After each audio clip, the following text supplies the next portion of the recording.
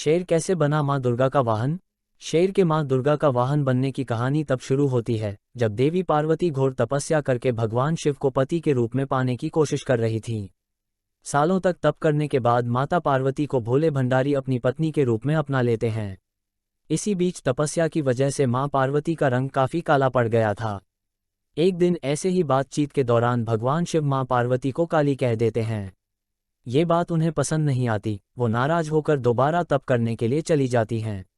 एक दिन बाद घूमते घूमते एक शेर घोर तप कर रही मां पार्वती के पास पहुंचा। उन्हें खाने की इच्छा से वो वहां घूमता रहा। मां को तप में लीन देखकर शेर भी वहीं इंतजार करता रहा। देवी का इंतजार करते करते सालों बीत गए। शेर मां पार्वती के तेज की वजह से उनके पास नहीं पहुंच पाता था।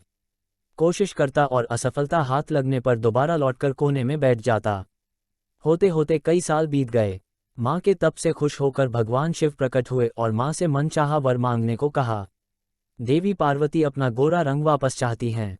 भगवान ने आशीर्वाद दिया और वहां से चले गए। वरदान मिलते ही मां पार्वती नहाने के लिए चली गईं।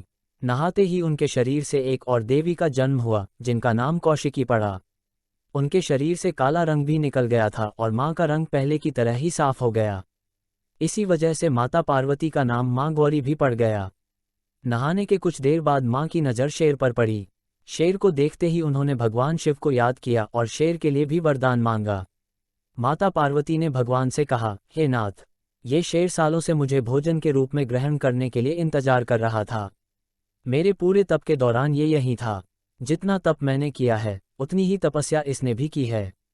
इसी वजह से अब वरदान के रूप में इस शेर को मेरी सवारी बना दीजिए।